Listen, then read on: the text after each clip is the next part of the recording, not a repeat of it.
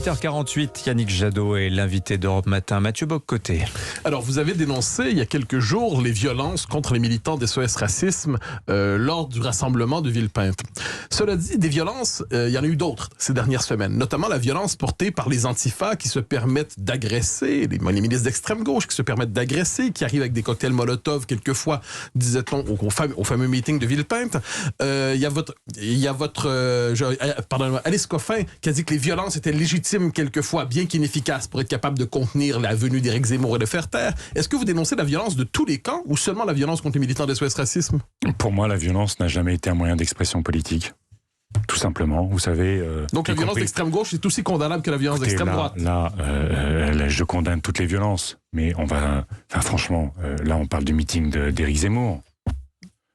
Vous trouvez acceptable que des journalistes soient évacués d'un meeting? Mais d'aucune manière. C'est pas la question. Vous trouvez acceptable que quand une militante dit simplement, affiche son combat contre le racisme, vous avez vu les images des types qui balancent à coups de poing au visage d'une femme simplement parce qu'elle a un t-shirt de combat contre le racisme? Et donc, on est en démocratie. On est en démocratie. On doit pouvoir débattre. On doit pouvoir s'exprimer. On doit pouvoir, y compris, se confronter politiquement, mais pas par la violence. Aujourd'hui, malheureusement, dans le discours d'Éric Zemmour, il y a beaucoup de violence verbale qui se traduisent dans ces meetings par des groupuscules, dont certains sont des groupuscules néo-nazis, qui traduisent cette violence verbale en violence physique. Il va nous falloir, monsieur, apaiser incroyablement ce pays. Il va nous falloir remettre un peu de bienveillance. Je l'ai dit. Vous parlez de violence verbale. Un concurrent politique, c'est pas un ennemi. Alors, un concurrent politique, on doit pouvoir débattre argument contre argument. Aujourd'hui, le débat politique, c'est trop souvent de l'invective et de la disqualification de l'autre. Alors, quand Jean-Luc Mélenchon qualifie Éric Zemmour d'ennemi du genre humain, ça aussi, c'est de la violence verbale? Mais écoutez, moi, je commande pas. Et quand Éric Zemmour parle d'Emmanuel Macron comme d'un adolescent, quelqu'un qui n'est pas fini. Vous savez, la situation de notre pays est grave. Il y a une forme d'excitation morbide, y compris autour d'Éric Zemmour, je trouve. Il y a une sorte un peu comme il y avait avec Trump il y a 5 ans. Au fond, tout le monde attend la nouvelle déclaration. Tout le monde regarde son meeting en disant, vous savez, quelque chose d'un peu morbide qui veut mettre la société au bord du gouffre en pensant qu'elle peut toujours se rattraper. Aujourd'hui, quand je me bats pour l'hôpital, quand je me bats pour l'école, quand je dis que notre avenir peut être bienveillant pour nos enfants, que quand je me bats pour simplement qu'il y ait du bio dans les cantines, que nos anciens, les malades à l'hôpital, nos enfants mangent bien et qu'on combatte la malbouffe, l'obésité, quand je me bats pour que...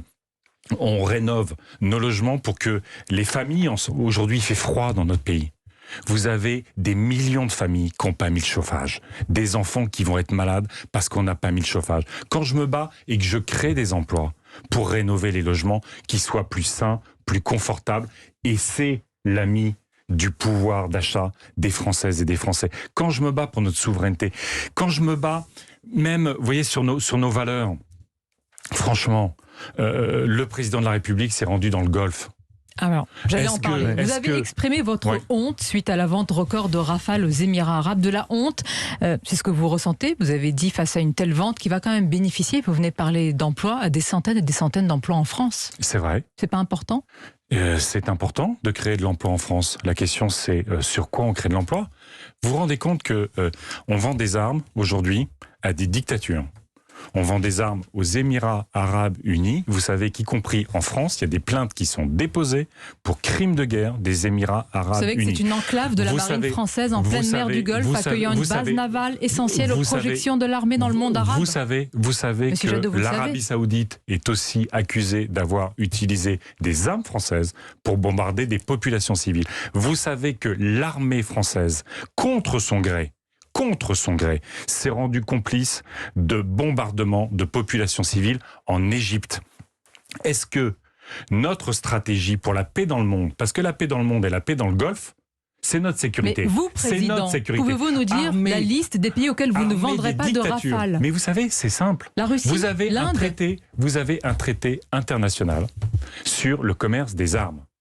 vous avez ce qu'on appelle la position commune de l'Union européenne sur le commerce des armes. Qu'est-ce qu'elles disent ? Qu'est-ce qu'ils disent ces textes ? On ne vend pas des armes à des dictatures, y compris des dictatures impliquées dans des conflits. Vous vous rendez compte que là, aujourd'hui... Vous allez vendre à qui, en fait ? Vous n'allez plus vendre qu'aux voisins européens. La Russie, l'Inde sont loin d'être exemplaires en matière des droits de l'homme. Est-ce qu'on les exclut ? À force d'être complaisant vis-à-vis des dictatures, on perd des contrats avec l'Australie sur une démocratie pour gagner des contrats avec des dictatures. Vous vous rendez compte que quand même, dans cette région, c'est une poudrière. On le sait toutes et tous. Armés, et y compris, ils sont en train de s'équiper de centrales nucléaires pour faire des armes nucléaires. Armés des dictatures. Le président de la République a serré la main. C'est le premier grand dirigeant mondial à serrer la main de Mohammed Ben Salman, le prince héritier saoudien, qui a fait découper à la scie électrique un journaliste, Jamal Khashoggi. Mais qu'est-ce qu'on va faire ? Vous pensez qu'on sert la paix ? Vous pensez qu'on sert la paix, y compris qu'on sert la sécurité de la France ? Je veux savoir, vous, président de la République, ce que vous feriez. On vend des armes. Moi, je suis pour une politique de défense européenne. Une politique de défense européenne. C'est là qu'il faut construire, y compris notre projection en matière d'industrie d'armement.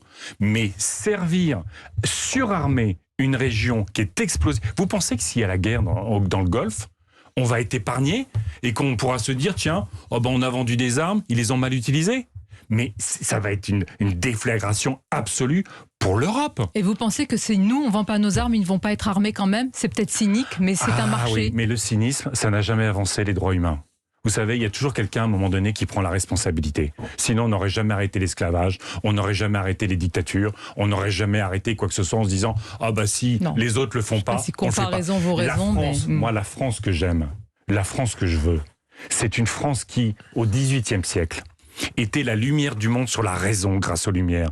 Au XIXe siècle, était la lumière du monde sur la démocratie. C'était surtout la première armée d'Europe. Au XXe siècle, la lumière du monde sur les conquêtes sociales. Eh bien, je veux que la France, y compris avec une Europe puissante, devienne la lumière du monde sur l'écologie et sur les valeurs que nous portons historiquement et qui rendent les Françaises et les Français tellement fiers de notre pays. Voilà, une belle conclusion pour terminer cet entretien. Merci d'être venu sur Europe 1. Yannick Jadot, le candidat Europe Écologie Les Verts. Merci d'être venu nous voir. Merci Mathieu. À vous.